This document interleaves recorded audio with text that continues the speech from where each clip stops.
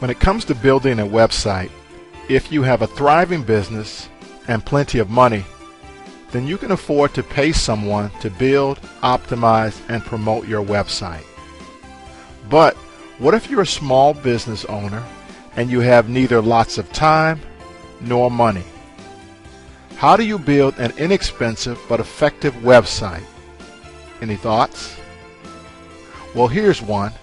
Use a content management system. When it comes to content management systems, there's no better content management system than WordPress. Why WordPress? Well, here's some of the benefits of WordPress. WordPress is free and hosting is cheap. WordPress is also easy to set up and update. You don't need to be a web designer. Google and other search engines love WordPress, and the best one of all is you can easily build a WordPress website in less than 2 hours. That's right, 2 hours. And I'm going to show you how to do it. I'm going to show you how to build a WordPress website in 5 easy steps. Step number 1, choose a domain name. Step number 2, choose a hosting company. Step number 3, install WordPress. Step number 4, configure WordPress and install plugins.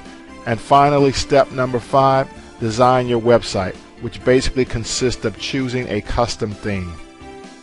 So watch this video series and learn how to build a website in 5 easy steps. We'll get started in a moment. Steps 1 and 2, choosing a domain name and choosing a hosting company. Traditionally, this is a 2-step process, meaning you would normally buy your domain name and web hosting from separate companies. I'm going to show you how to combine the two. What I like to do is choose a hosting company that gives me a domain name for free just for signing up for the hosting service. In this example, we're going to buy web hosting from Bluehost.com. Bluehost is cheap and their service is second to none. Also, when you buy the initial hosting service, they give you the domain name for free. You've got to like that. I save money this way. It makes renewing the hosting and the domain name easier since it's with the same company. But most of all, it makes setting up your website easier and faster because you don't have to deal with the step of pointing or changing your DNS record to your hosting service and then waiting for the change to take place. Now, you may not know what a domain name server is or anything about this process, but that's okay because you don't have to deal with this in this process. Let's go ahead and step through the process. Open up your favorite browser. Go to Google and type in Bluehost.com, or if you like, you can type it in directly in the address window. For this example, we'll just put Bluehost.com in the Google search window and we'll hit enter. That's going to bring up the result. We're going to click on Bluehost web hosting. Click on that. We'll now click on sign up now.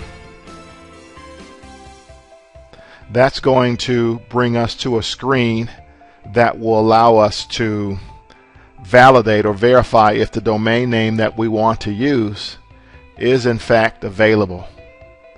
Now, if you already had your own domain name, you would skip this, but for the sake of this video, we're going to assume that you don't have a domain name and that you're going to need to verify that the one that you want to select is valid.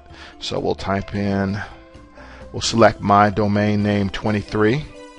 And in terms of extensions, which is the .com or .net or .org, those last 3 digits on the domain name, if at all possible, you want to always look for a .com domain or extension.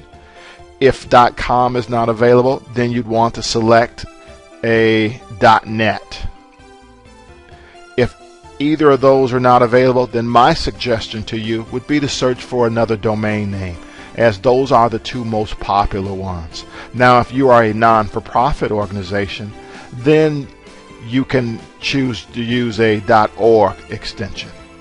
But in this case, we are a small business in this example, and we're going to look for a .com extension. The next thing we would do is click the next button. And if the domain name that we were looking to use is available, then we're going to get a message that's going to congratulate us, but it's also going to tell us that the domain name is available. And now the next step is for us to purchase this domain name, or to purchase the service. We're going to get the domain name for free, but we're going to have to purchase the service. And so the way you do that is you're going to have to put in your account information, your credit card information, stuff like that. Then you're going to have to select your package information. Now what I'll suggest to you is that you don't necessarily need SiteLock Domain Security. You don't need Site Backup Pro. You don't need Search Engine Jumpstart. And believe it or not, you don't really need Whois Privacy.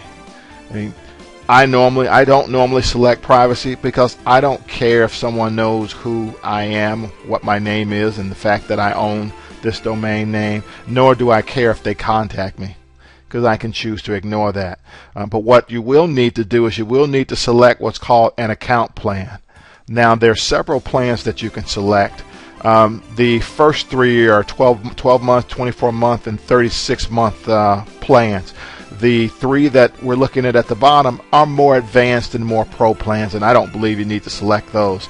Now the beautiful thing about selecting hosting from Bluehost is that the longer the contract period, the cheaper the web hosting cost per month. For instance, if you were to select a 36-month hosting plan, you would pay only $3.95 a month, or the equivalent of that. Now, of course, you've got to pay that all at once. But if I'm correct, the $3.95 per month is approximately $47 a year, which is a pretty good price.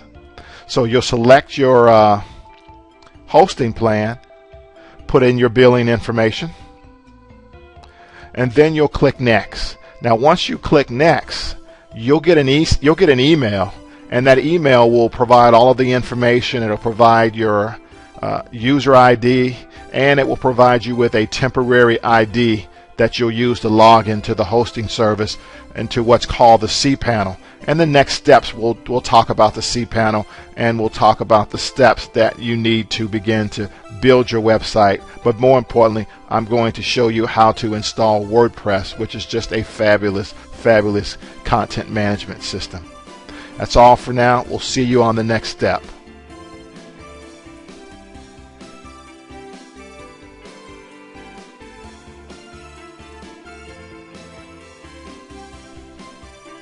Step number 3, logging into the cPanel and installing WordPress. By now you should have received your confirmation email. It will look similar to the one on the screen. This email will contain your website address, also known as your URL, your website email server information, and your website login info, which consists of your username and password. Now you can ignore the other information for now.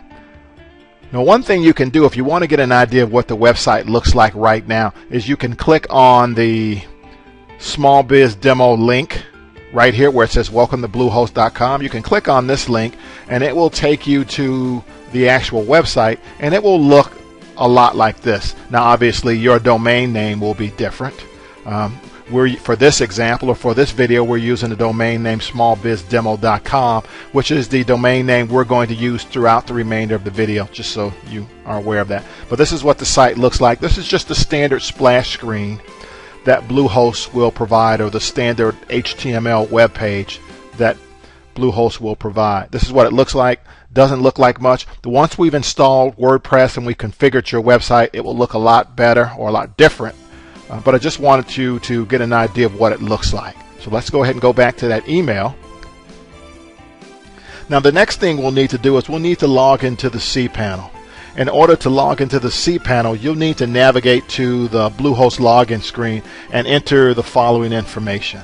Now to get to the Bluehost login screen, you should just be able to click on where it says login info and domain. And that should take you to a screen that looks like this. If it doesn't look like this, then it will look like this. It will look like one of the two screens. If it does turn out to be their initial splash screen, then all you need to do is click on Control Panel Login, and you'll be taken to this particular screen, which is the account login screen. And what you'll need to do is you'll need to put in your domain name. In this case, we put in our domain name, smallbizdemo.com, and we put in our password. And once we've done that, we simply have to click on Login, and that will take us to what's called the cPanel. And the cPanel will look exactly like this. And this is the area, this is the panel that we will begin to perform our installation of WordPress. And we'll do that in the next section of this video, or the next step of this video.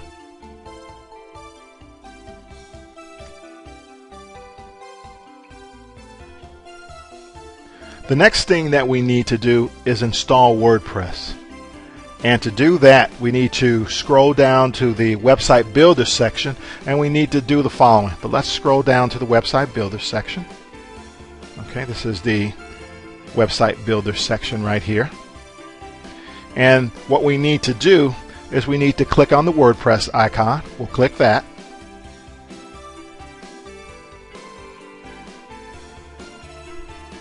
The next thing we need to do is we need to click on the Start button to begin a brand new WordPress install.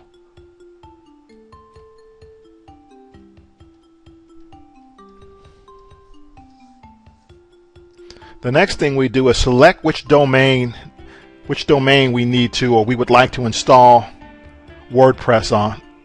In our example, the domain is already selected, but if it was not, this is where we would do so, right here. Once we've selected the proper domain, we need to click the Check Domain button.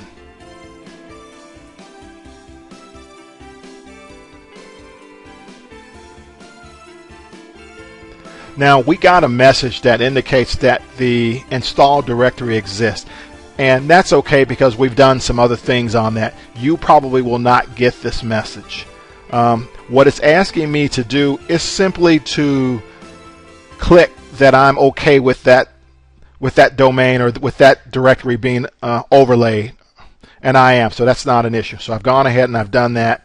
And the next step we want to do is let's go ahead and take a look at the Show Advanced options. And I wanted to show you this. You don't have to check this, you don't have to look at this. As a matter of fact, you don't have to change anything in here, but I at least wanted to show it to you so you could see it.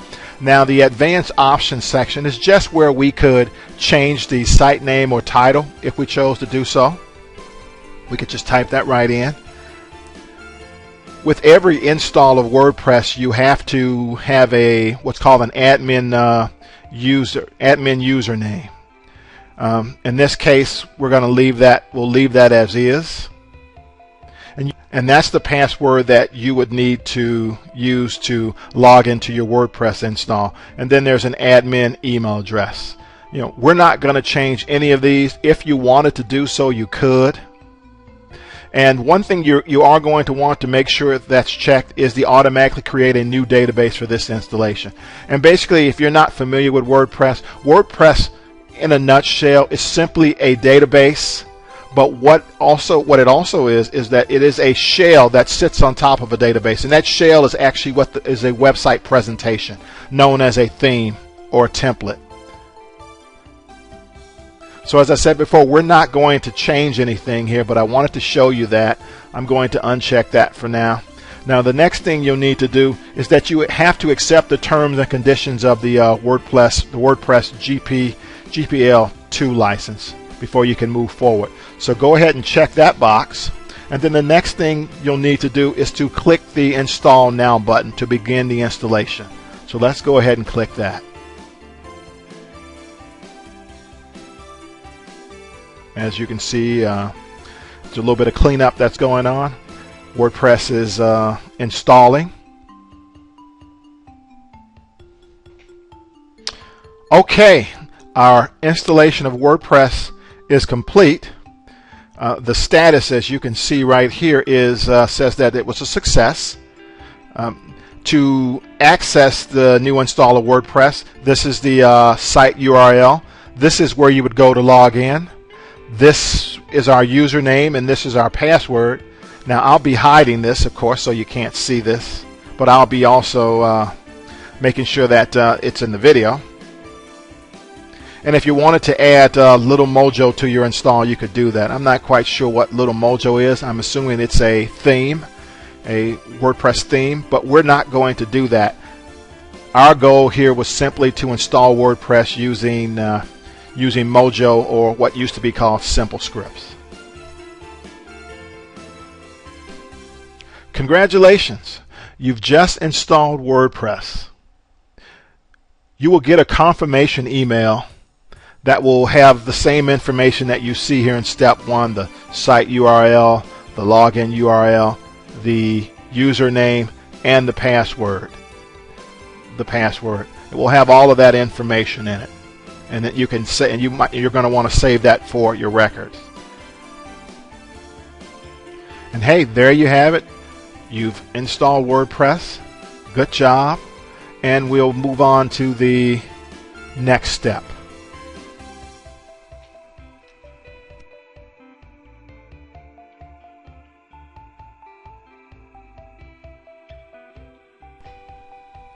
Okay, we're going to move on to step 4, where we configure WordPress and we'll install WordPress plugins.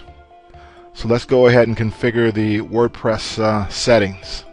Now, before we can do that, we have to log into WordPress by typing in the following URL in the web address pane. So what we'll need to do is let's go ahead and open up our browser, and we'll need to type in the following URL address.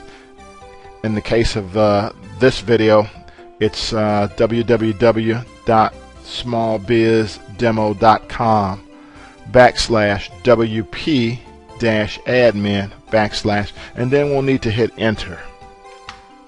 So we'll go ahead and do that, and that's going to bring us to the WordPress sign-in screen, and it's here where you'll need to put in your username and your password, and then click the login button. So let's go ahead and do that.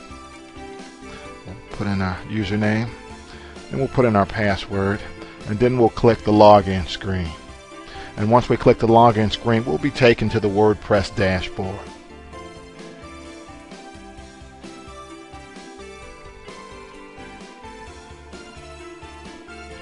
So okay, we are at the WordPress dashboard, and just a little bit of background information about the WordPress dashboard. The dashboard is composed of the left side, the left sidebar, and then several sections to the right. For now, and some of the stuff to the right would be like the WordPress status screen. There's a section that deals with comments.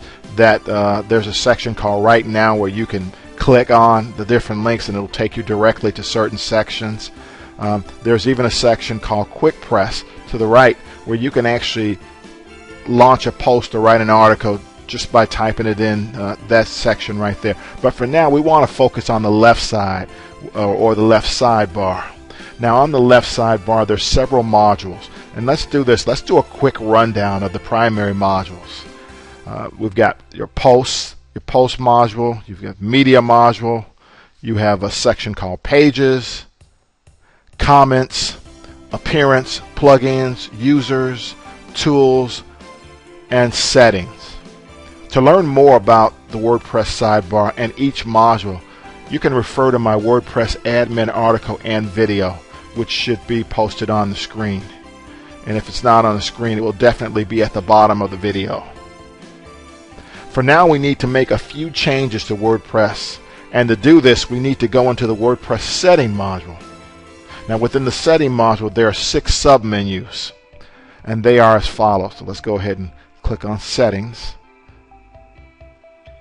so that we can see them, so that they're highlighted. We have the general submenu, we have the writing submenu, we have reading, we have discussion, we have media, and we have permalinks.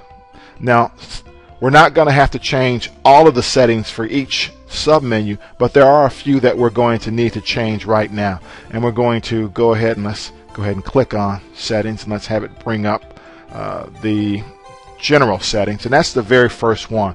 This particular one is where you would change the site title here, if you choose to do so, you can add a tagline. And what you can also do is you can change the time zone, which is right here. And we're not going to do anything with site title and tagline, but if you were building your own WordPress, you would this is where you would put in your name. In fact, let's go ahead and do it.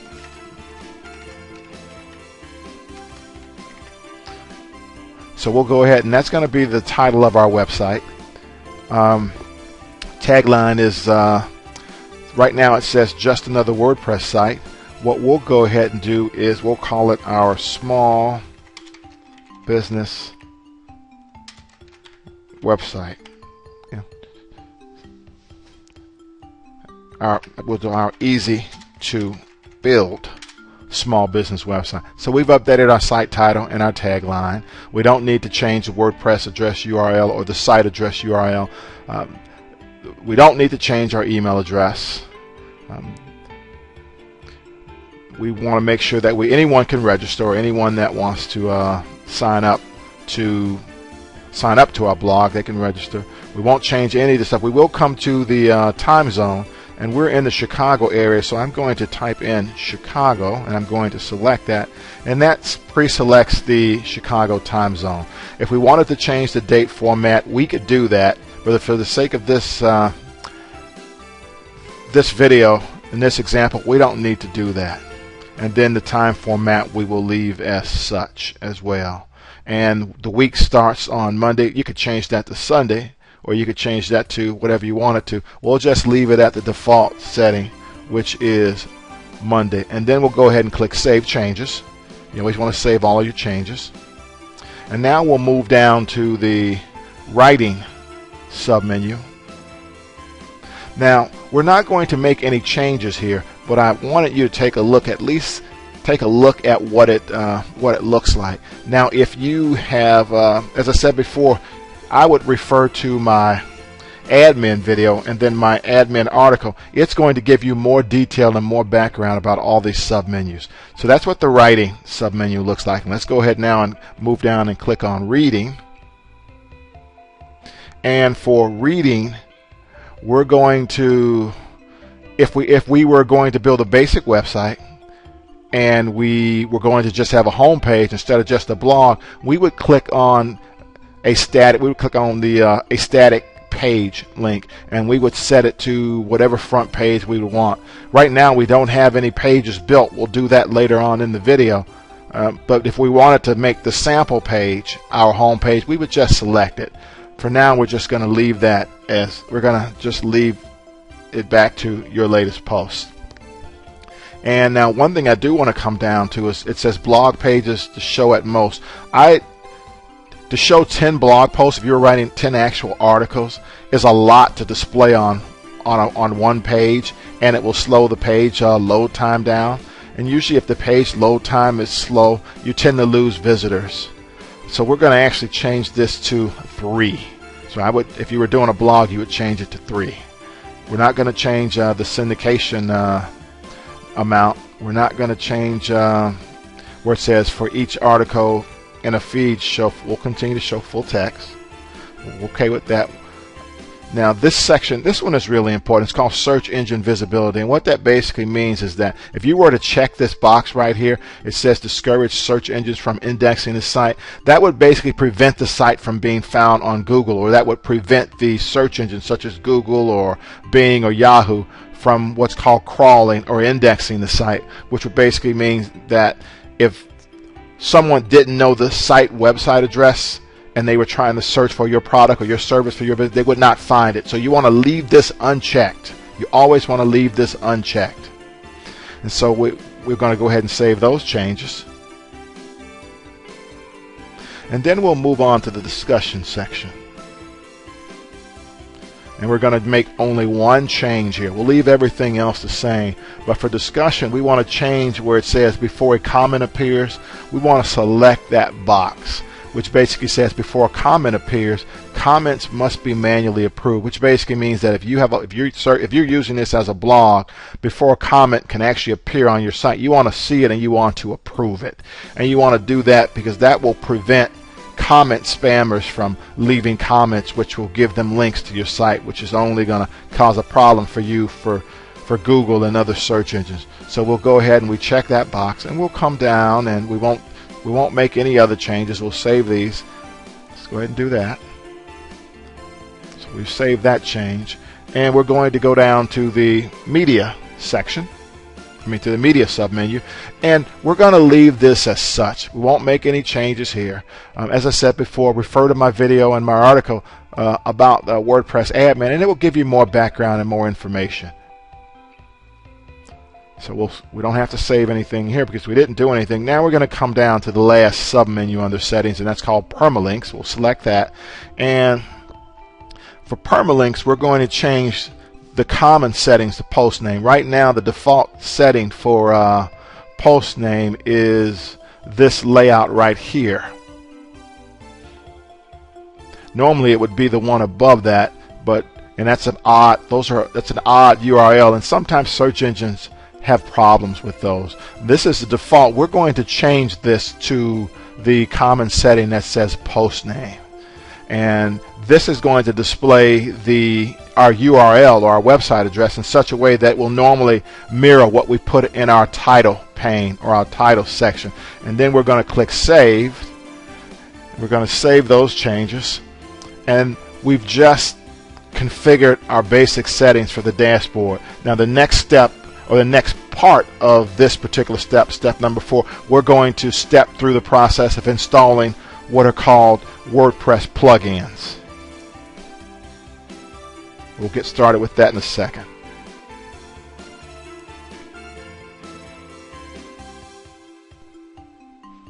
Okay, now we're going to install our plugins. Give me a quick second and let me bring up a screen.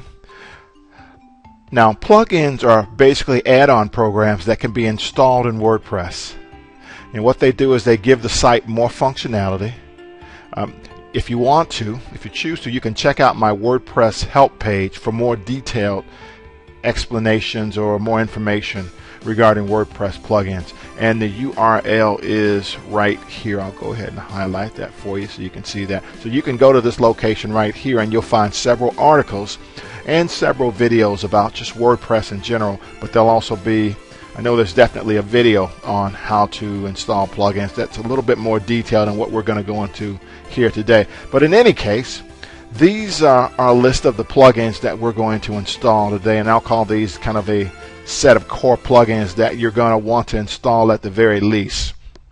And what we're going to do is I'm going to switch between these two views, this notepad view with the info in it and our WordPress setup, to kind of take a look, and we're going to install each one of the plugins I have listed here today. This first one, Ask-A-Met, nowadays comes pre-installed with your WordPress installation, so we won't have to do that, but we'll need to install what's called Contact Form 7, WP Touch, and backup WordPress. But let's go ahead and let's go to our plugins section, and we do that by coming to our sidebar, and we can just click plugins right here, or we can just click install plugins. Either one of these will take you to the install plugins section, but we'll go ahead and click on install plugins.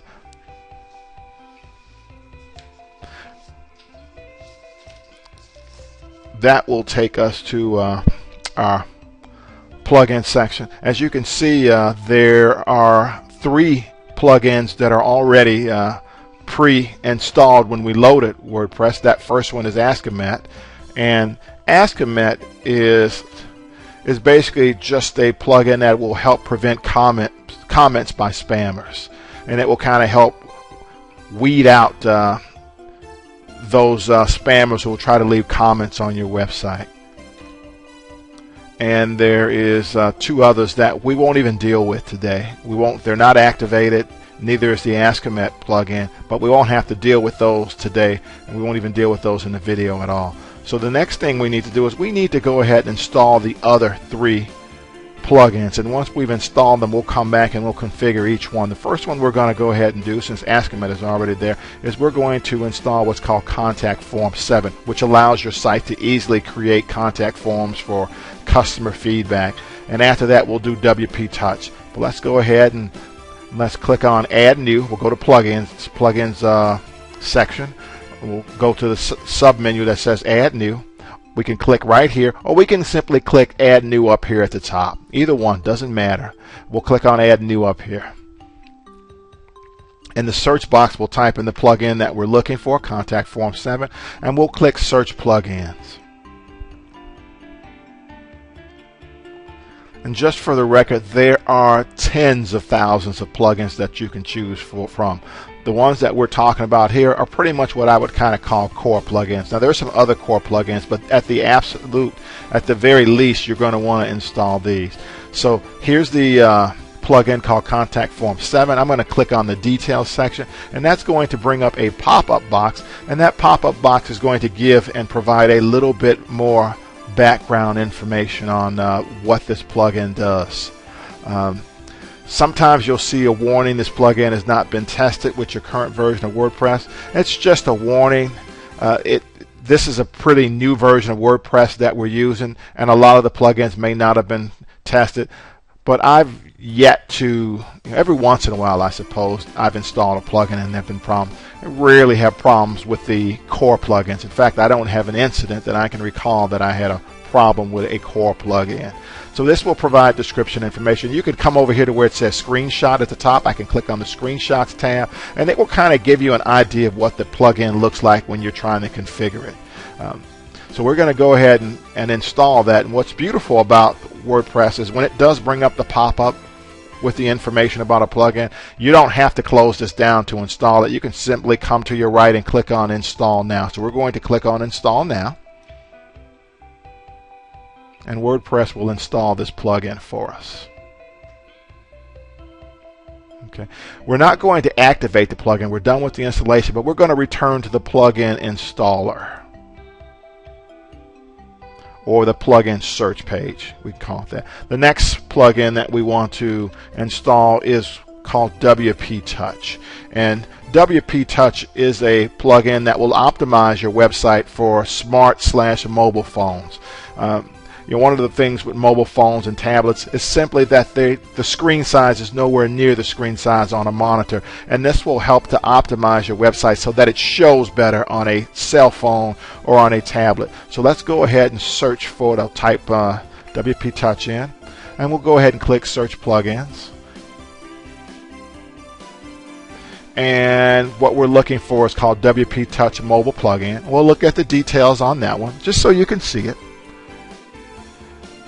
There's our warning. This is a newer version of WordPress. We'll be okay. This will provide a little bit of background information about the plugin. As you can see, you can also look and you can see the number of times that this plugin has been downloaded or installed, and it's well over 4 million times, so it's a pretty popular plugin. And we'll go ahead and take a screenshot. Take a look at the screenshot tab, and that will show you what the plugin will, how the plugin will render your website on a mobile phone. And it does a pretty good job, and it takes the site and makes it more mobile friendly. Now, when we talk about installing what's called WordPress themes, you'll find that some of the themes that we may use or that you're able to use will already come with what's called a mobile friendly version of your website installed. But for the sake of this, we're going to go ahead and assume that that is not the case for the WordPress theme that we're going to use. So let's go ahead and go back to the description section, and let's go ahead and we will click Install to install this plugin.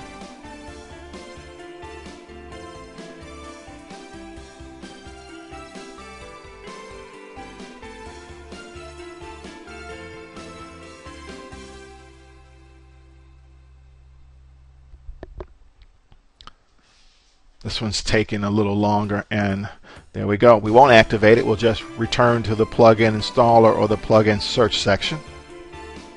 And the last plugin that we'll install is called Backup WordPress.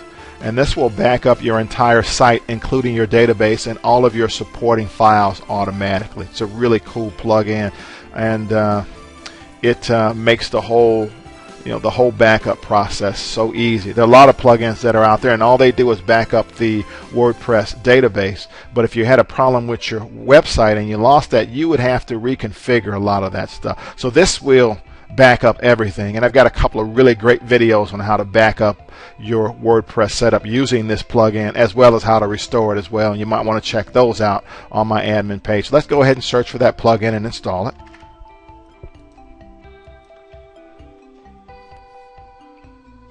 There's our backup WordPress plugin. You'll notice there are other plugins that get shown as well, and it just gives you a list to choose from based upon the information you put in. But there are probably hundreds of different backup programs, and these are all free. There are also some paid plugins that work fantastic. Once you have gotten better at WordPress and you think you have a need to use one of those tools or one of those products, then you're certainly free to do so.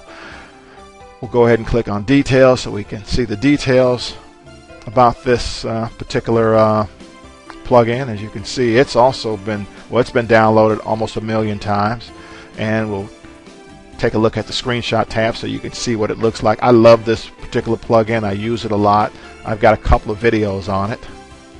And we'll go back to the description. You don't have to go back to the description. I just do that so you can just take a look at the description screen one last time. Then we'll click on install for this plugin.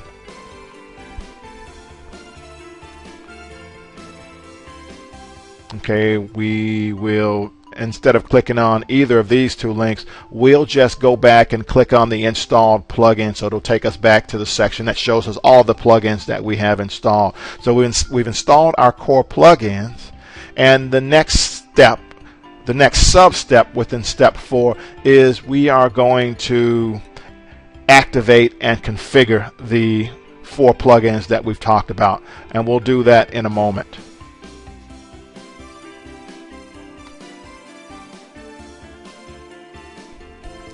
Okay, let's go ahead and activate our plugins. The first one that we're going to activate is Askomet, and it's a 2-step process.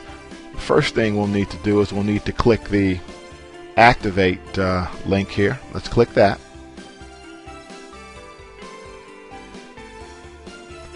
And before we can fully or truly take advantage of this plugin, what we're going to need to do is we're going to need to get or create what's called an Askomet API key.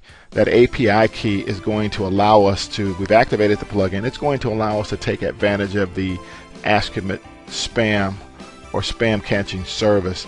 So the next thing we're going to want to do is we're going to want to go ahead and activate our account. Now you can click right here, but I wouldn't, because it's going to take you off page. What I'd much rather you do is that you go ahead and you right click here, and that you open up an additional browser window, and that's going to take you to the Askomet sign up site. And here you're going to put in your email address, then you'll click the tab key and go down the username, and it will automatically generate a username for you. Now if I'm correct, once you sign in, you'll be able to change that username, or I know you'll at least be able to change your email address. Then you'll create a password and you'll click sign up. Now one thing you're going to notice, I'm not going to do it in this example, is that when you click on sign up, you're going to get an error message, or you're going to get something that says there was some sort of error. You're getting that because before you can actually get into the service, or before you can completely sign up, you'll need to activate your email address. And what will happen is you'll get a email address, and the email address will look something like this, and it will basically say welcome to WordPress.com, because what basically is happening is when you sign up, you're actually creating a WordPress.com login. And what you'll need to do now is you'll need to click activate account. We'll go ahead and click that, and that's going to open up another window, just a message saying, hey, thanks for confirming your email address, and then click the sign in to Askomet. Well, in fact, we won't even click that. What we'll do is we'll go ahead and click sign into Askomet. So we'll go ahead and click that, and that's going to bring us to the Askomet homepage. And don't click this yet. You don't want to click get a WordPress key. What you're going to want to do is you're going to want to click sign in, and when you click sign in, it will allow you to get into the system to get your key. So let's go ahead and click sign in. Now here you can put in your email address or your username, and we'll put in our password, and we'll click sign in.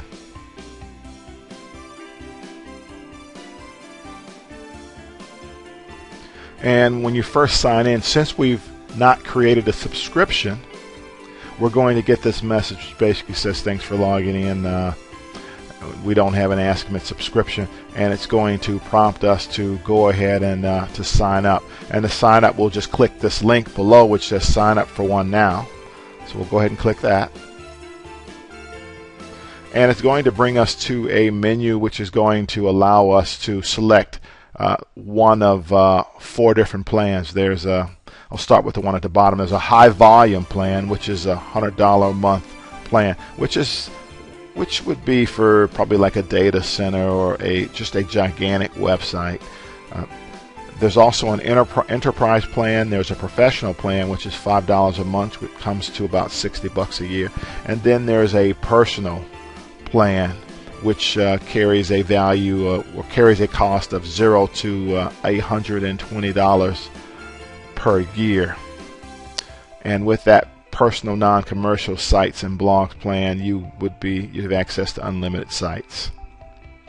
What we're going to do, just to show you what the sign up screen looks like, we're going to go ahead and click sign up for the personal plan. We'll click sign up, and what it's going to do is it's just going to bring you to a page that will allow you to put in your contact info, any kind of payment detail, and then you would continue. But one of the things that's interesting here is that you have the ability, remember it mentioned that the cost was $0 to $120 a year. Using this slider, you have the ability to set whatever price you want, and believe it or not, you could actually pay nothing.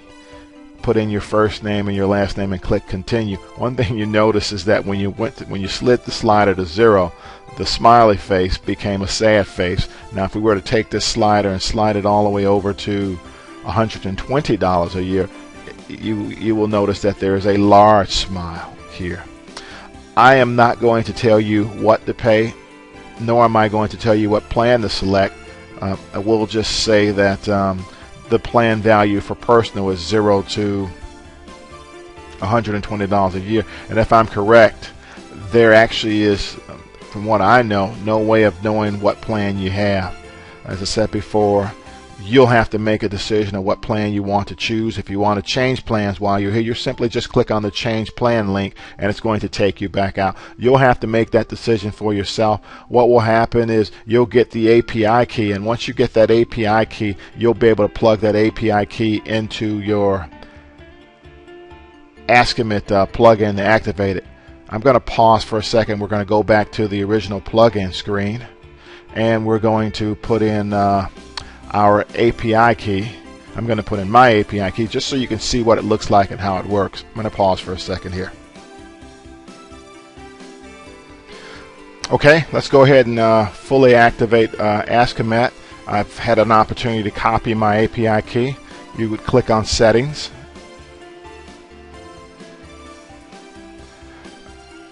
I already have a key, so I'll click on the link that says I already have a key. And I would place my Ask Commit key right here, and then I would click Save Changes. So we'll go ahead and paste it in so that you can see that. We'll click Save Changes, and you will see that we have successfully activated our Ask Commit key. And there's the key. There are some other settings. It says auto delete spam submitted on post more than 4 months old. We're going to go ahead and select that. We don't really care to know the number of comments that we've approved for each comment author. There's the server status that says that it's available. Here's the network status, which is showing that they're all accessible. And that's basically all you need to do to activate the Ask Commit key. The next one we're going to do is we're going to do Contact Form 7.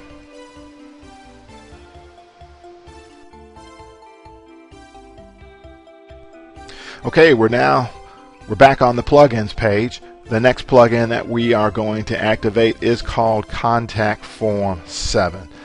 Now, Contact Form 7 will allow us to create a web page on our site or on our blog that will serve as a contact page or contact form. And a user will be able to put in their personal information, not their personal information, but will be able to put in their contact information, their email address. They'll be able to ask a question, and they will be able to submit or send that, and we will actually receive that in the form of an email. So let's go ahead and activate that plugin. We'll click Activate. Once the plugin has been activated, we will see a settings link just below the plugin name. We'll go ahead and click on Settings. And what it will do is it will actually create what's called a contact form shortcode. Now what we're going to want to do is we're going to want to just verify that the settings are okay within that first contact form or contact form shortcode. We just want to look at it, and I also want you to see what it looks like. So here's the form. What you're looking at is what the form looks like behind the scenes using what's called HTML. You'll see that there is a mail to email address, which would be your email address. This is just kind of what it looks like there. If you go to their actual plugin site, they will actually show you how to make new forms, how to make changes to this. But for the sake of this video and this example, we're going to leave the default setup in place. And what we'll do now is we'll go ahead and click Save, even though we hadn't made any changes, just so we can get back to the main screen. It looks like here, let's go ahead and get back to the main screen by simply going to the installed plugin page. We'll do that. Okay. So now let's go back into settings. The way this would work is once you had created your page, you'd be able to take this shortcode, which is really beautiful about this plugin. You'd be able to copy this shortcode and you could paste this into a page. And when you pasted it into a page, what would happen is that it would actually show a sign-up form, and that sign-up form could be used for a user or a visitor to contact you. Later on in the video, in the process, when we begin to create pages for the website, we will actually go through the step or the process of creating a contact form. But for now, we're going to move on to the next plugin. And the next plugin we're going to want to configure is called WP Touch, and we'll configure that in a moment. But let's first go ahead and get back to install plugins. Okay.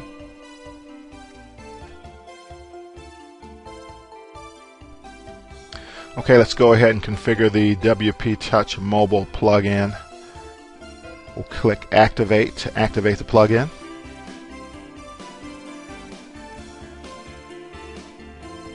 Okay, the plugin has been activated. The next step is to change some settings.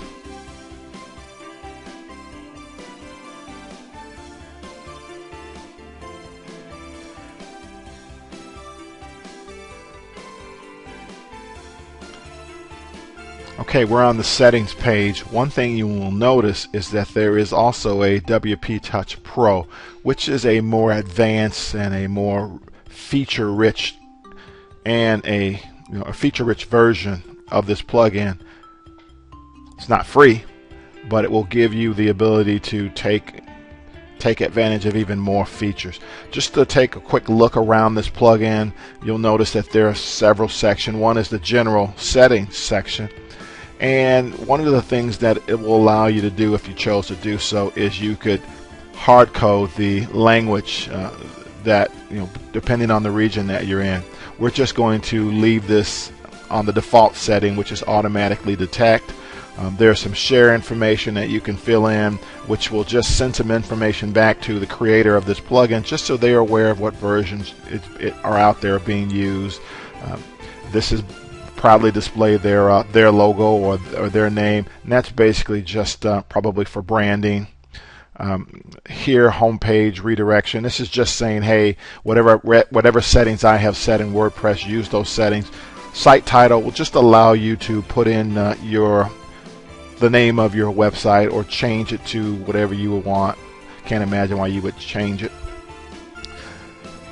If you wanted to exclude certain categories within your blog or on your website, on your WordPress website, you could do just that.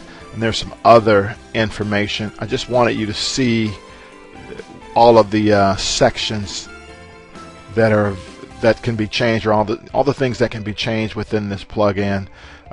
We're going to leave everything in the default setting. Just going to scroll down a little bit. You can even change colors.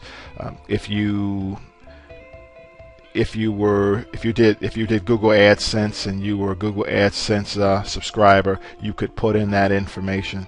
So if someone, that way you could serve Google ads, and if someone clicked on it, you'd make additional revenue, and also a series of icons that the plugin uses. And if you did make any changes to any of the info here, for the sake of this video, we're not going to do that.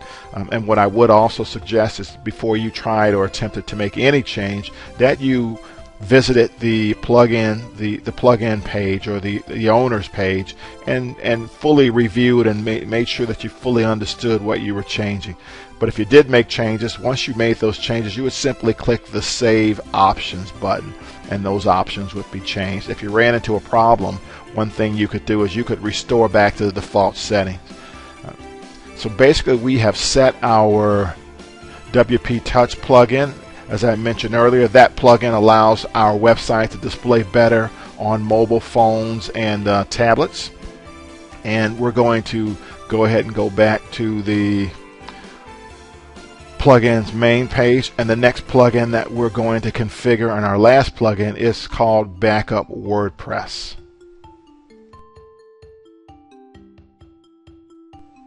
Okay, let's go ahead and activate our last plugin, Backup WordPress. Let's click Activate.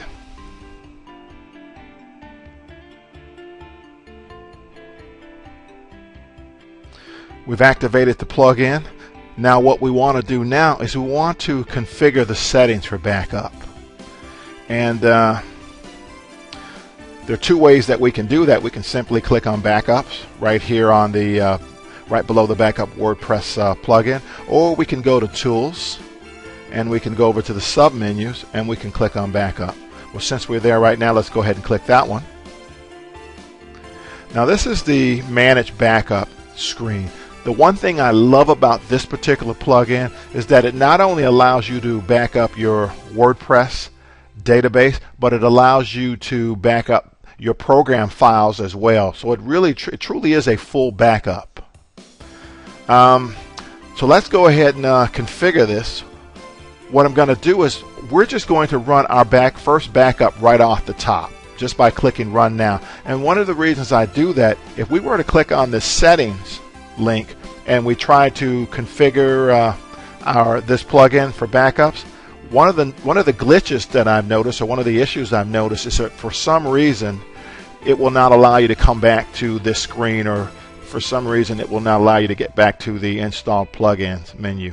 And so normally what I like to do is I like to run the backup first, and then for some reason that seems to resolve that glitch. So let's go ahead and click Run Now. And there's not much data here. As you can see, our backup is only 613 kilobyte, which is a small backup. So let's go ahead and click Run Now. And this won't run very long at all. So we're done. There's our first backup. There's the date and time. There's the size. We could download this to our computers or to a flash drive, and if we wanted to get rid of it, we would just click Delete. Now if we want to change the settings, we can click on the settings link, and we should get a pop-up box. And there's our pop-up box. The beautiful thing about this plugin, as I mentioned before, is that you can just do the database. You can do both database and program files, or you can just do files only. We'll go ahead and select both database and files. That way, if something were to happen to your WordPress website or install, not only would you be able to restore the database, but all of the files as well. You have the ability to run this, run a backup daily. Heck, you can even run it hourly. You can run it weekly. You can run it fortnightly, which is every 2 weeks, or you can run it monthly. For this example, we're just going to click monthly, and you can change the number of backups to store on the server. Now, depending on what hosting service you're using, there's a specific place within your install that these backups will be installed, and I'm going to suggest that you talk to your hosting company, or that you refer to the documentation that goes along the documentation that's on the creator of this plugin, their website. But we're going to change this to just 3 for now, and we're going to also add our email address, because another beautiful thing about this plugin is that when a backup does run, if it's less than 10 megabyte, it will actually email a copy of the backup to you, which is pretty cool. We've changed our settings. We'll click update. Okay.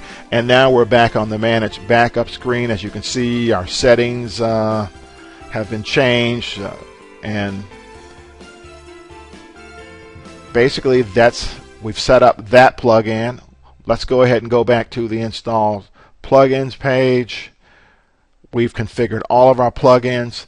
The next step, and on the next video, we will begin to create our WordPress website, and we're going to discuss what's called WordPress themes, or basically how we can utilize just thousands of different websites, or just select thousands of different websites to use as a website when we're using WordPress, by using what's called WordPress themes.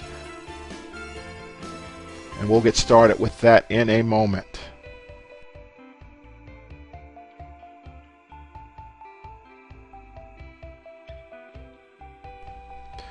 Now we're going to begin step number 5, and that's the step that we design our website, or more to the point, choose a custom WordPress theme.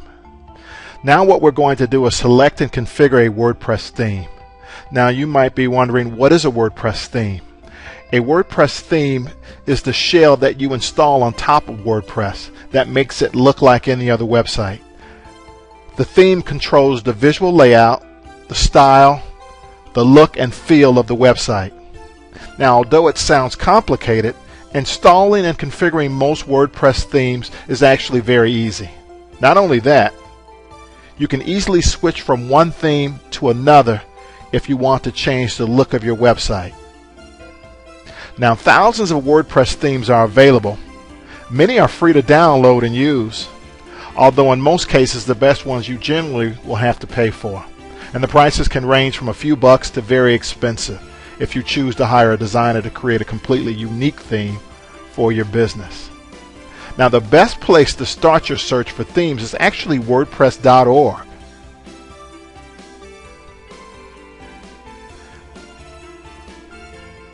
Now, one of the things I'm going to include at the bottom of this video is a link to a written version of these instructions, and that written version of instructions will also include a link back to several themes, several free themes via Google or via a Google search. To get to the downloadable themes, all you have to do is to click on, once you're at WordPress.org, is to click on the themes menu, and that's going to bring up what's called the themes directory. Now what you can do is you can type in small business, or you can type in business themes, and it will show you the different business themes that are available. But in this case, we kind of know what we're looking for, and we're going to type in the word responsive.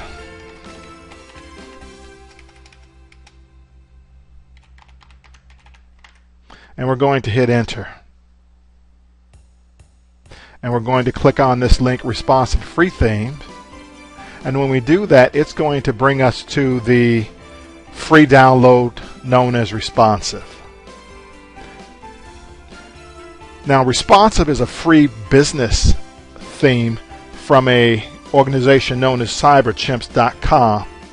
Now, one of the things we can do is we can click to preview this theme. So let's go ahead and click, and we'll click the preview screen. We'll click the preview button, and when we click the preview button, it will take us to what the theme will look like. It's a very simple theme which has 3 home widgets at the bottom, has a text area and a call to action button on the left, an image on the right, and a menu at the top, and also menu logo. The beautiful thing about this particular theme is that it is what's known as responsive, meaning that it shows up very well on desktops, on tablets, and smartphones. So this is the theme that we're going to install today. Let's go ahead and begin the download and the install process. Okay, so let's go ahead and download the theme. So let's do that, but first let's get rid of that. We'll do a little housekeeping here. We'll get rid of a few tabs, and what we're going to do is from the themes directory, we're going to download this theme, and we do that by simply clicking on the download button. So let's click the download button, and that's going to bring up a download window or download dialog box, and we're going to click save to file, and we're going to click OK. And once we do that, this theme, which is a zip file, will be downloaded to our computer. Now, since I'm using Windows 7, my download folder, the default download folder for me, will be simply download. So I'll go ahead and click that. And so I've downloaded this. I'm downloading this theme now. We'll give it a few moments to take place. Now, one of the things that I normally do is I download the file and I usually move it to a staging folder. But you don't have to do that. That's just something that I do. Okay, let's check and see if our file has been downloaded. We'll click on a folder, we'll bring it up, and here is the WordPress theme that we're downloading, responsive free. As you can see, it is a zip file.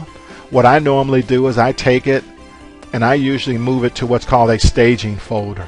You don't have to do that. This is a step that you can ignore, but it's just something that I do just to kind of keep things clean in my folder structure. Now, the next thing we're going to need to do is we're going to need to upload the theme to WordPress. And the way we do that, let's go ahead and we can close this folder system. So we've got to get back to our WordPress install, and the way we download this theme or upload this theme is we simply go to Appearance, then we go to Themes,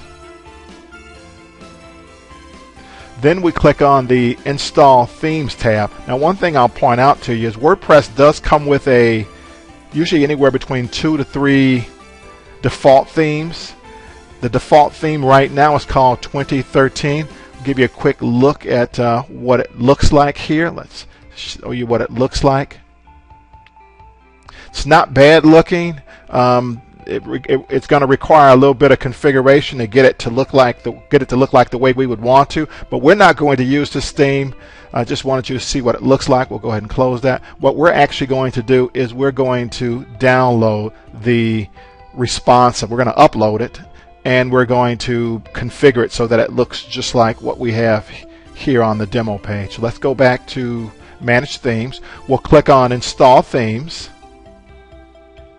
Then the next step we'll do is we'll click on Upload. Click on the Upload link. Now we'll come down to this section that says Install a theme in a zip format, and we'll click on the Browse button, because this is where we're going to go and we're going to locate the theme or the zip file that we just downloaded earlier, and we're going to upload it to our WordPress install. So let's click on Browse, and we'll click on Download. We'll click on Download Staging, which is where I save the file. If you don't move it to another sub folder, then yours is probably just going to be in Downloads or wherever your operating system stores downloaded files. So we've highlighted the file that we want to upload. Now we're going to click on Open. And now that we've clicked on Open, the next step is simply to install or click the Install Now button. So let's go ahead and do that. And the upload process is going to take place, and it goes through the process of unpacking. Then it installs the theme, and if everything goes well, you'll get a message that says Install Theme Successfully. And at this point, we have the option of doing a live preview.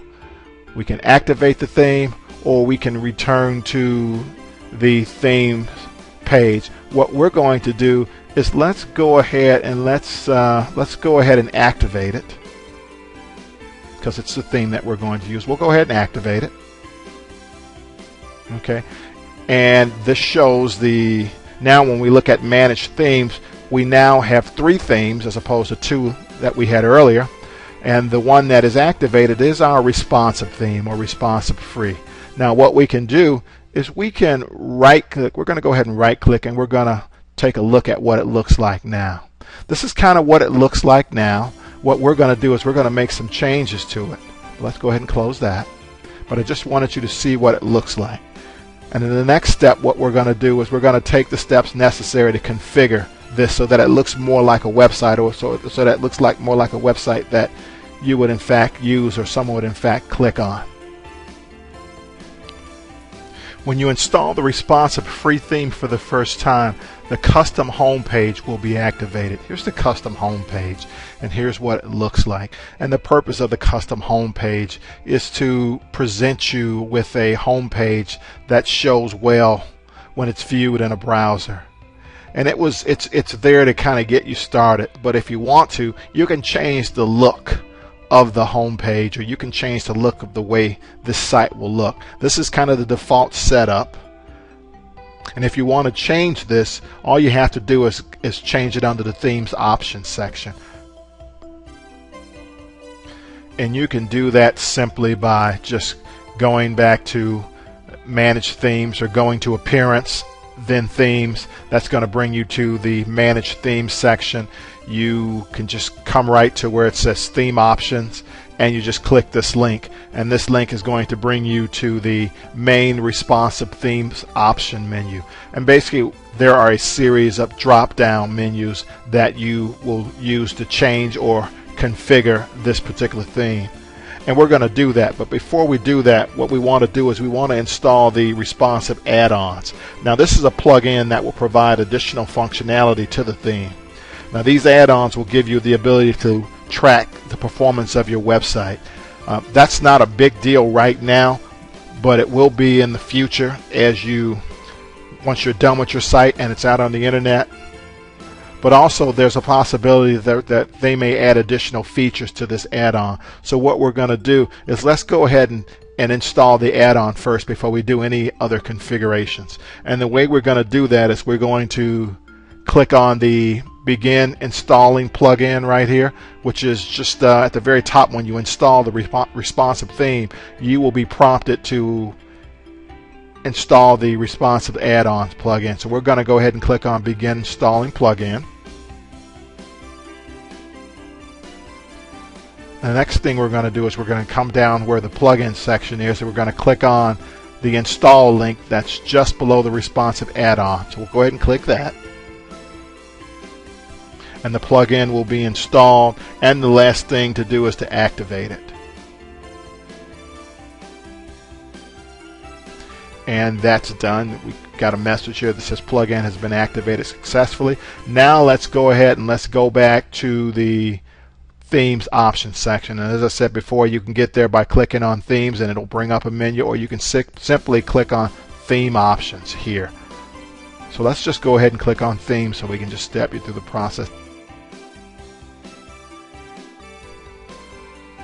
Okay, we have installed our free theme, and that's the theme that you're looking at right now, the current theme named Responsive. We have also installed the add-ons plugin that the creator of this theme recommends. We've done that, and the next thing we need to do is we need to kind of make a few changes to this theme so that we customize it to look the way we want it to look and to say the things that we want it to say. Now, when you first install the responsive free theme for the first time, the custom home page is the page that's activated, and the custom home page looks exactly like this. And so what we're going to do is we're going to make a few changes to this so that we customize it to look and say what we want it to do. And what we're going to do is we're going to work from the top down, meaning we're going to start at the header section here, and then we're going to change the text. We're going to change the call to action button. We're even going to change the image, and then we're going to customize what's referred to below as the home page widgets. So let's work from the top down. Okay, the first thing we want to do is we want to get rid of this header logo. Now we could replace it with another header logo, but what we actually want to show here is just our site title and our tagline. And I'll show you what I'm talking about here. Let's go back to the WordPress dashboard. Then let's go back to settings. Let's go to general settings. When we first configured general settings, we put in a site title and we put in a tagline. We want both of these two phrases or these two names to show up, and the way we do that is to let's go to theme options, and the way that we change this to show our site title and tagline is to simply go to the header section of our theme and we click on remove header image and we save changes. So let's go ahead and do that. We're going to get rid of the header. We're going to save that change. Change has been saved. Now let's go ahead and refresh the screen for the homepage theme, and we should see this go away. Now you notice that the header logo is gone, and now what we see here is our site title and our tagline. And keep in mind, you can always go back to the general settings and change the site title and the tagline to whatever you want. So the next thing we're going to want to do is we're going to change what's called the headline. We'll change that. And we're also going to change the subheadline, and we're also going to add text, and we're also going to change the call to action button. So here's how you change the headline text. So we want to go back to our WordPress dashboard. We want to go back to theme options, and we want to come to this section here under theme options that says homepage. We want to click on the down arrow, and this is where we make changes to all the items that I just showed you earlier. Okay, so let's change the headline. So let's get some text real quick. That's what we'll do. Let's grab this text here that says my business website, and right now where it says hello world for headline, I'll show you that again so you can see it. We're going to change that, and we simply change that by adding text to this section that says headline. So let's go ahead and paste that in. And next thing we're going to do is we want to change this subheadline, and we'll do that by filling in that blank. Let's grab some text here. We'll just grab that piece there, and we'll put that there. And now the next thing we're going to want to do is we're going to put text here. We're going to change this text, and we're going to add a little bit of text there to change that as well. So let's go ahead and grab our text. We'll just grab a little bit here, which is website text. Let's do that. We'll paste that in like so.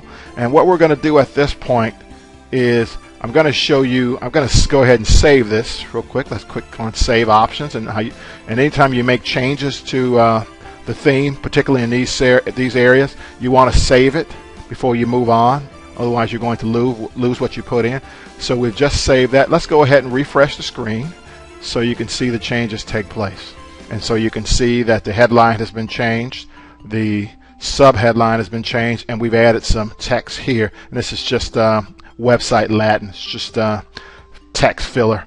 And so the next thing we want to do is we're going to change this call to action button, and we're going to click it just to say we're going to have it say contact us now. And so the way we do that is we go back to our theme options, we go back into the home page menu, and we scroll down to where it says call to action. And there are a couple of things we can do here for call to action. We can well, first let's change the call to action text, and we'll go ahead and say contact us now. We'll put an exclamation point, and since it's a button, when someone clicks on it, we want them to go somewhere. And what we're going to do is we're just going to put in a URL name that let's go ahead and do http://23.smallbizdemo.com. about-us.com.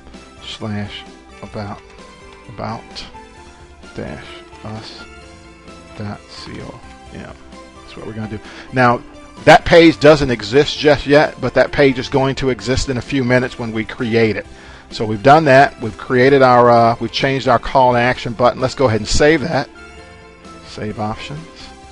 Okay. So we've saved that, and this call to action button should be changed.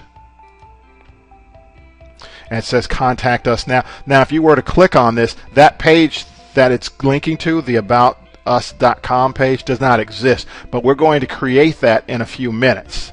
So we'll come back to that in a second. So the next thing we want to do is that we want to change this image. And the way we're going to do that is we're going to upload an image, and then we're going to attach it to this home page. And the way we do that is this. We're going ahead. Okay, to add that image, we simply click on home page. We scroll down to this section that says featured content. And what we want to do is, you see this button right here that says add media. We want to click that button. So let's go ahead and click that button. And that's going to bring us to the media library. And we want to click on this section here that says upload files. And now we want to click on this section here that says select file. So let's click that. And the image that we want to add is simply right here. All we did was it just opened up a dialog box back on our computer. We have an image that we've already created. This image is, the dimensions are 440 pixels wide by 300 pixels in height. We want to select that. Then we want to click on the open button. So we've done that, and that's going to bring in our image, and you can see it. If we want to change this title here, we can. We'll leave that for now. The next thing we want to do is we simply want to now click on insert into post. And when we click on that, when we click on this, this will be replaced with the image that we just brought in. So let's go ahead and insert into post. So that's been inserted into the post. The next thing we need to do is we need to save our changes. So let's go ahead and save our changes. Our changes have been saved. Now when we refresh this, we should see that this image is gone, and the one that we brought in or created has replaced it. So let's refresh the screen. And voila, there's our image. And that's basically all to it. Now another thing we can do, let's say you wanted to put a video here. You can actually, believe it or not, insert a YouTube video. And I'll show you how to do that. And I'll show you how to do that. I actually show you how to do that in my detailed section. If you click on the link below this article, there's steps to also include a YouTube video as opposed to an image. So there's our image. So right now we've changed the header logo, we've changed the headline, we've changed the subheadline, we've learned how to add text, and we've also changed our call to action button, and we've inserted a new image. Now the next thing that we're going to want to do is we're going to want to change each one of these what's called homepage widgets, and we're actually going to change them to if we were a business and we had, let's say we provided 3 types of services, we're going to actually do an example where we change all 3 of these, and I'm going to show you how to do that right now. And to do that, you simply, all you basically do is you want to go to appearance, and if this appearance menu was closed, you'd want to go to you want to click on appearance, then you want to click on widgets. And when you click on widgets, it's going to bring you to the widgets dashboard. And what we want to do now is we want to come to the right and we want to scroll down, and what we want to do is we want to find what's called Home Widget 1, Home Widget 2, and Home Widget 3. Now what I'm going to do with these is I'm going to take each one of these and I'm going to open them up like such. Then what I'm going to do is I'm going to take a text widget just like such from the available widget section, and I'm going to add one of these to each one. So I'm just going to highlight that, and I'm going to drag that, and I'm just going to drop that right on each widget, And with each one of these, I'm going to type in a title. And the title I'm going to type in is Service Page 1. That's just to identify it as that. You can call it whatever you want. For the sake of this example, we're going to call it Service Page 1. Now, what you can also do is you can add whatever text you want in here to say whatever. You could say, we're just going to do this as an example, click this link, and we're going to put a link here once we create the pages. Click this link to get more info on this service. So we've done that. We'll just go ahead and highlight because we'll copy that for each one. Now when we've done that, we'll click Save, then we'll click Close, then we'll go to Home Widget. We'll go to Home Widget 2, and we'll drag and drop that one. We'll call it Service Page 2. Service Page 2. We'll come down and we'll just paste the text. The text can say, oh, we got a little typo there. Let's get rid of that. We'll come down. We'll save that one. And we'll click Close. I'm going to come back up real quick and let's go ahead and fix that typo we had on that one just really quick. We'll save that. We'll close that. And we'll come down to the next one and we'll grab another text block here, widget, and we'll drag and drop that. We'll call this Service Page 3, and we'll paste in text and we'll fix typo we have here, and we'll save that one, and we'll close that. And now what we've done is we have actually changed these three sections that are below this. We've changed those, and I'm going to highlight that to show that. Okay, now that I've highlighted that, now that I've refreshed that, you can see that we've changed those sections, and you can change those. Now what we're going to actually do in our example for the next thing we're going to do is we're actually going to create a page for all three of these, and once we've created that page, we're also going to create links within this section for all three pages, and we're also going to create a page to connect Contact Us. And once we've done that, we're also going to show that in the menu. But the first thing we're going to want to do is we're going to take a step back, and we're going to create 3 service pages, and we're also going to create what's called an About Us page. And we'll do that in a second here.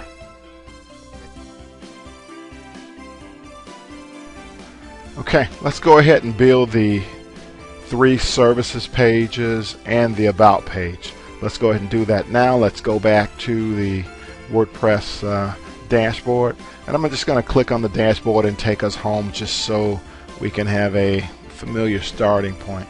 Okay, let's go ahead and build pages, and to do that we simply go down to Pages and select the Pages menu on the sidebar. Then we click on, let's go ahead and click All Pages for now. Right now we have one page, and that's our sample page. Let's go ahead and click that. Let's go ahead and view it real quick so you can see what that page looks like.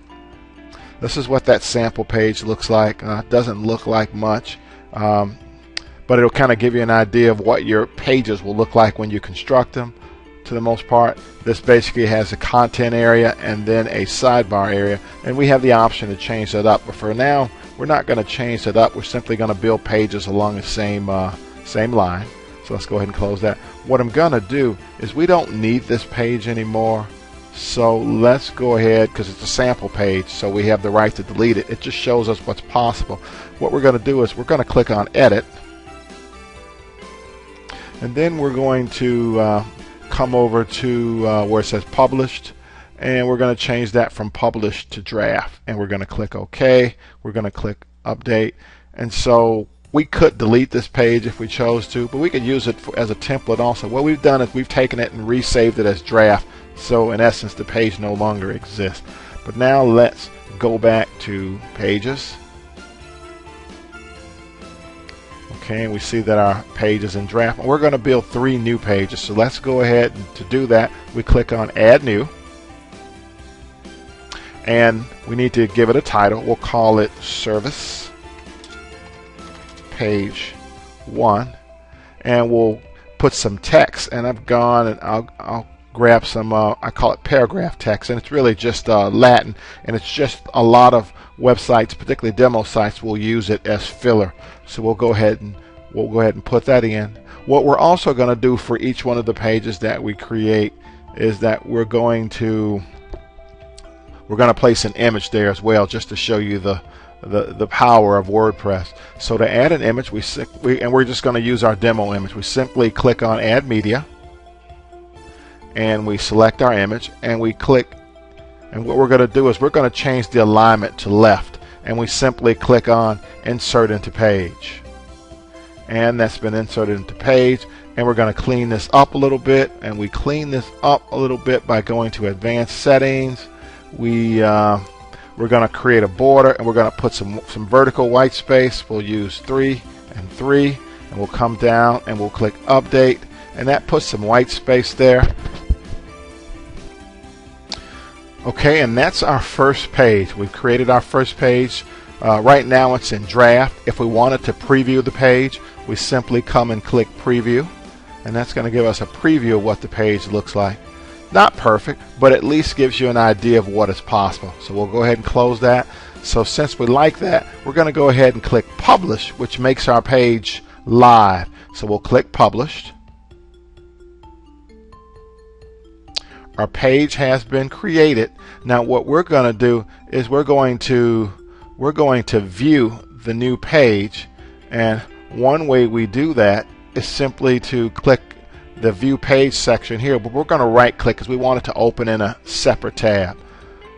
So there's our new page, but what we want to do is we want to grab the URL. So we're going to highlight and copy the URL, and we're going to actually, let's space down here, and we're going to paste that right there. So that's one of the URLs, that's one of the links we're going to need to create.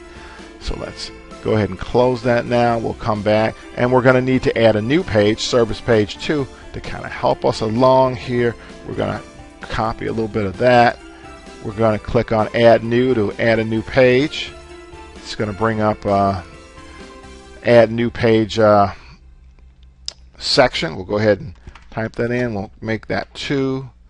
We will add our content. Of course, we could have copied that text, I suppose, but for the sake of getting practice, we'll do this.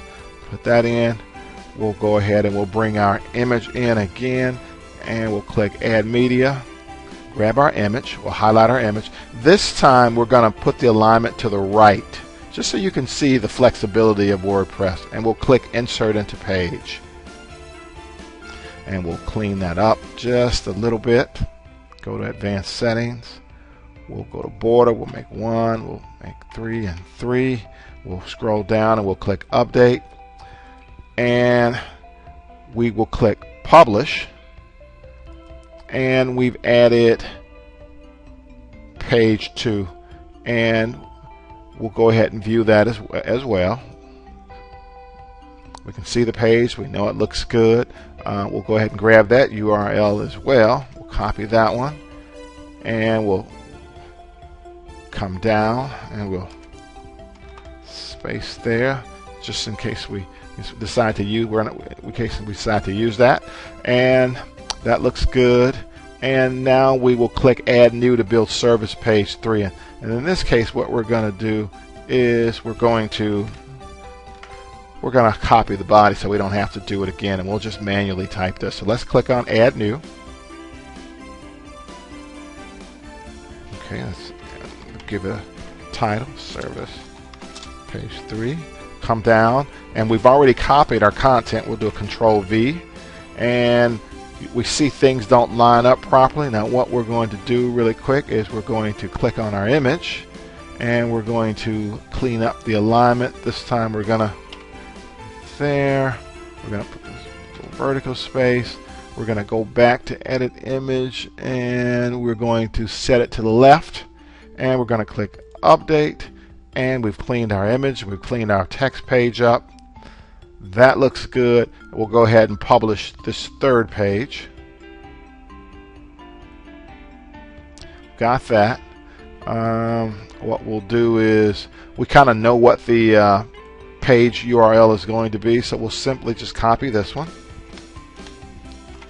and we'll just change that to 3 because the page convention and format are the same. So we've got 3 pages. We have one more page we need to create, and that is our About page. So let's go ahead and click Add New.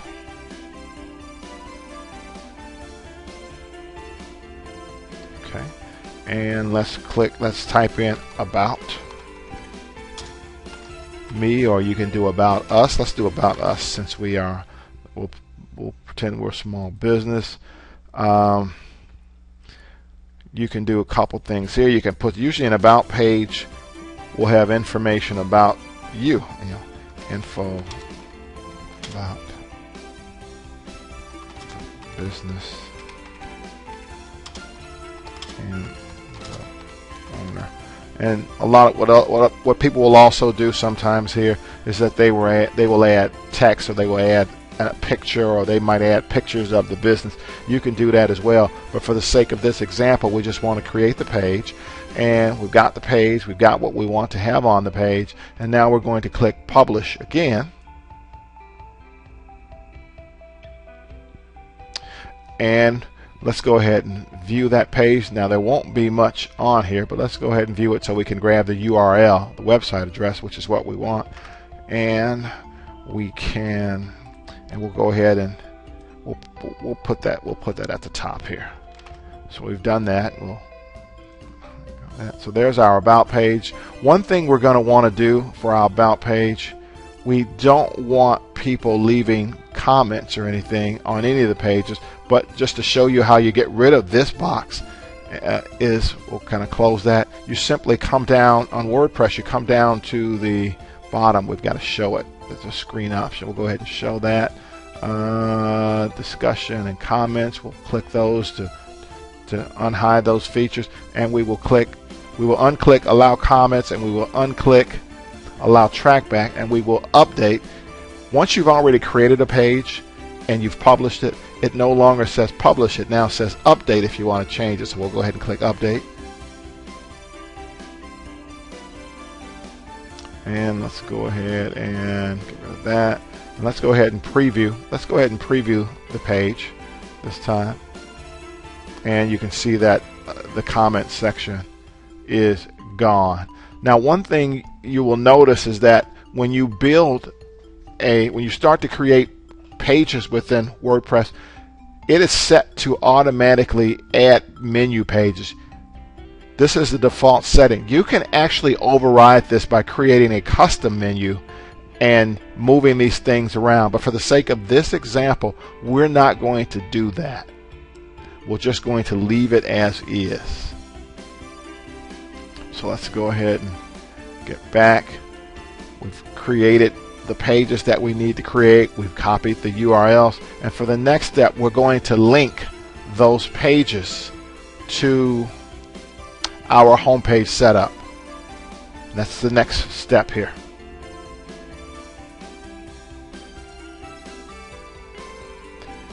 Okay, let's go ahead and link this. We need to get back to the Themes Options section. We go to Appearance, click on Theme Options.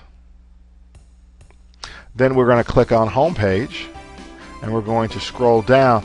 And remember when we wanted to add the call to action URL, we're going to go ahead, and that one may not match the one that we created. So let's go ahead and let's take and highlight and copy the About Us URL, which is the location to the About Us page, and we will type that in. And what we will do now is we will save it and we will test it. So it's been saved. Let's go ahead and let's open up a new tab and bring up the website. So here's our page. Now we have a section that says Contact Us Now. Now we could do a couple of things. We could, right now we've created an About page, and we have this Contact Us Now link to that. And when you click on that, that's going to take us to the About page. And then I'm actually going to click on Home, and it should take us back to the Home page. Now what I want to do now is I want to now create another page called Contact Page, and then link that to that one, just so you can see how that works. So let's go back in, and we'll leave that tab up. and let's go to, we're going to create one more page, and we're going to call it Contacts. And we're going to also use a plugin called, I think it's called 7 Contact or Contact 7. We'll find out the name when we get to it. So let's go ahead and go back to Pages. In this case, let's click on Add New. We're going to call this page Contacts, Contact Us. And what we're going to do is we're going to also uncheck this. We're going to uncheck that. We're going to click on Publish. And let's go back to this tab. We're going to refresh the screen. And we now have a contact page. Unfortunately, the contact page is empty. So here's how we put an actual contact form on the page, which is what we're going to do. Let's go ahead and go back home first. And let's go back to our dashboard. What we're going to do is we're going to go to a plugin called Contact Form 7, and we've already activated it. What we're going to do now is we're going to click on Settings, and we already have a contact. The default setting already creates a contact form. Now you can go in and change it. You don't need to do that. What we're going to do now is we're going to copy this short code here. It's called the short code. We highlight it, we do a Control-C, and we're going to go to that contacts page. We'll go to All Pages, and we're going to edit the Contact Us page. We'll click on Edit, and we're going to add that short code to this page. Now I believe you can add it to the Visual tab, but we're actually going to add it to the Text tab behind the scenes. And then we'll paste that in, and we'll click Update,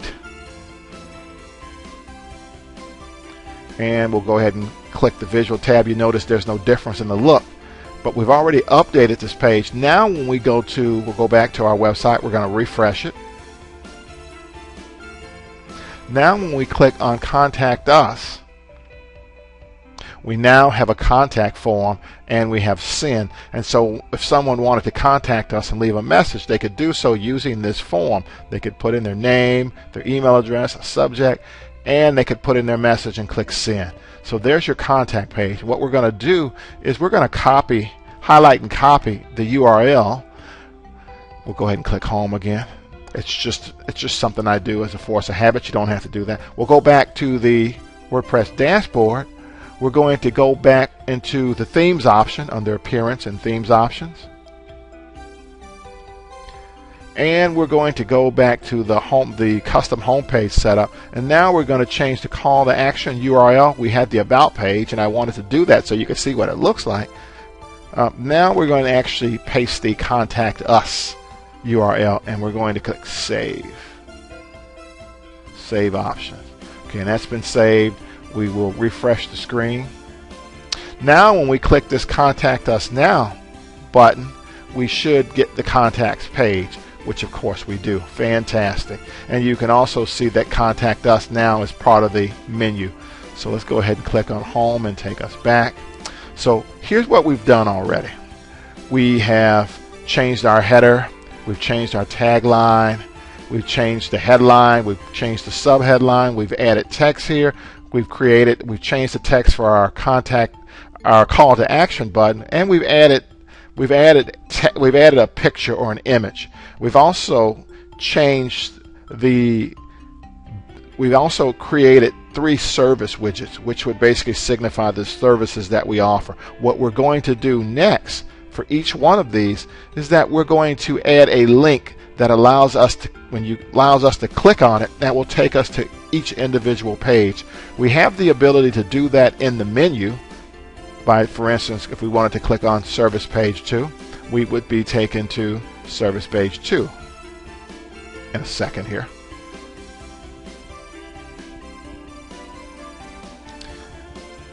And so here's Service Page 2, just to show you that the ability that we have. And we'll go ahead and click on Home again.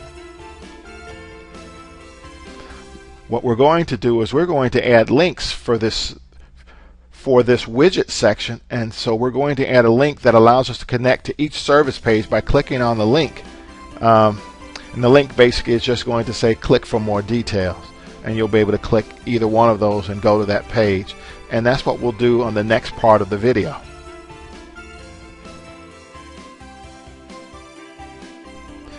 Okay, we're back real quick. One of the things I've already done is I've already gone ahead and I've created links for service page 1 and service page 2. And you'll notice, for instance, we'll click on service page 1. When I click on service page 1, it says click for detail. That link should take me to service page 1. I'll go ahead and click that. Okay, as you can see, and we'll go ahead and click home to take us back. Now I'm going to show you how to create a link for service page 3. First of all, let me give you an idea of what the link looks like. Click here. This is what the code looks like behind the scenes to create a link. Now don't get nervous. I'm going to show you a really simple way to create this code, and I'm also going to show you how to use it and where to place it. So let's go ahead and let's go back to the screen. I created my code manually, but if you want to create your own code, and let's say you don't know how to manually code HTML, or you don't know how to do any of that kind of coding, you can actually use what's called a script and code generator.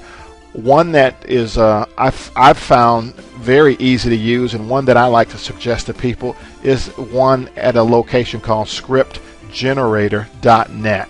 And you simply just type that, open up another browser tab, type in scriptgenerator.net. It's going to bring you to this screen. The next thing you're going to want to do is come down to basic HTML. We'll click on that.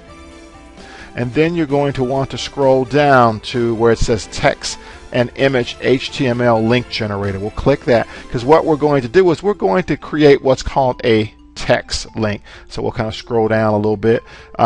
Basically, in the general options section, you simply just highlight text link.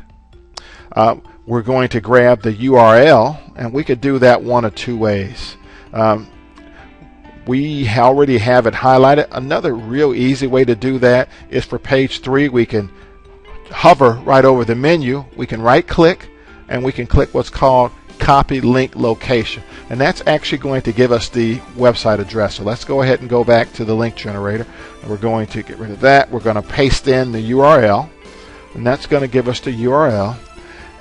Open in what this basically means is that, for instance, when I click this, I don't want it to open up another tab or pop up another button. What I want it to do is I want it to open up on the same page, meaning to use the same website or the same browser page. And so to do that, I simply select same window. If I was creating a link for an external website or another location, and I didn't want to take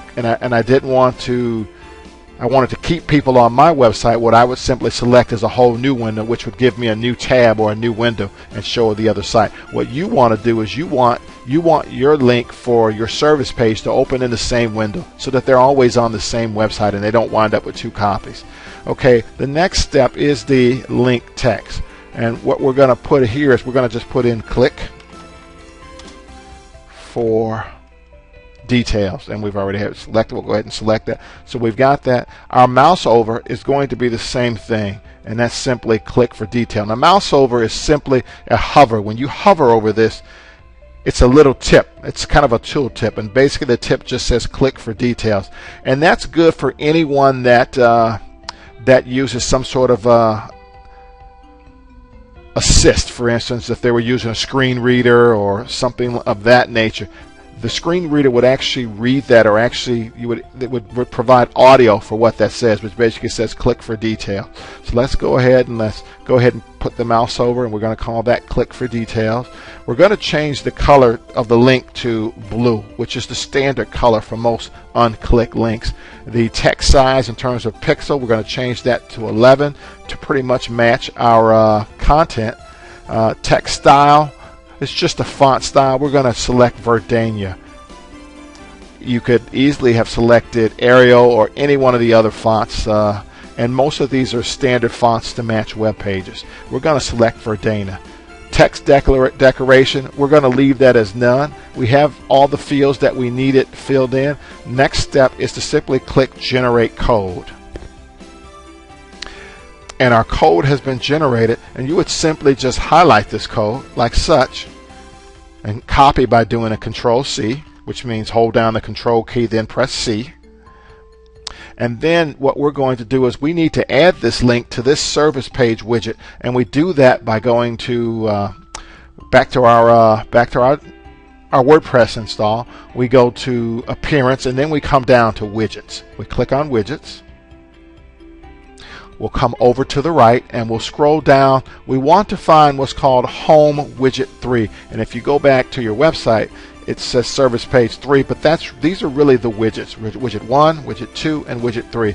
So let's go ahead, and we want to update Home Widget number 3, and so we want to expand this. We want to click the upside down triangle. Then we want to expand this text widget that we added into it earlier, and we want to add the link. We've copied the link, and we'll simply just add it at the end of this code by doing a holding down the Control key and then pressing V. And we want to come down and we want to save our change. Then we want to click Close just to close that up. You don't have to do that. I just do it as force of habit. And let's go ahead, and we've created our link. Let's go back to the page. When we highlight this page, we should in fact see a new link here for Service Page 3. And when we click on that link, it should take us to Service Page 3. So let's go ahead and refresh the screen. And there's our link. When we click on this screen, we're going to hover over it first. When we hover over it, it says click for detail. When we click this, it should take us to Service Page 3. Let's go ahead and click. And it takes us to Service Page 3. So let's go ahead and go back to Home. Okay. Now, it's not the greatest looking website, but by stepping through all the steps in the video, we have been able to create our own business website. If you want to know how to make some other tweaks, I would suggest that you visit my website at www.chicagosouthseo.com and look for the resources menu at the top and select WordPress Help or WordPress Help section. I believe that's what it reads, and that will provide more articles and more videos on how to make changes within WordPress. Okay, let's do a couple of really quick housekeeping things. We've created our website. What I want to do now is let's go ahead and let's close out and let's log out of everything. Let's go ahead and close this tab down.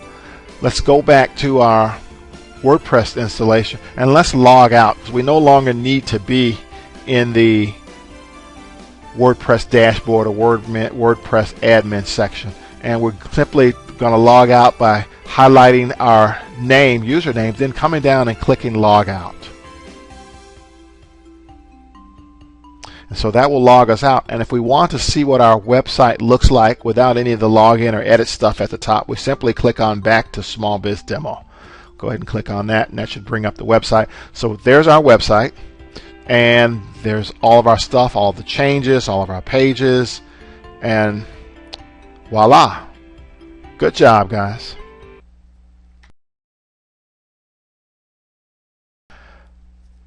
I hope this video has been helpful. I would greatly appreciate if you could do me a favor if the video was in fact helpful. If you could go to my website and like my Facebook, like my Facebook page, or follow me on Twitter. Also, feel free to share this video with anyone you think that might be able to benefit from it. If you have any questions for me, simply go to my website and click on the contact page and just drop me a line. I'll do my best to try to answer your questions. Once again, this is John from Chicago South SEO. The video you have just been watching is how to build your own business website. I trust that it's been helpful.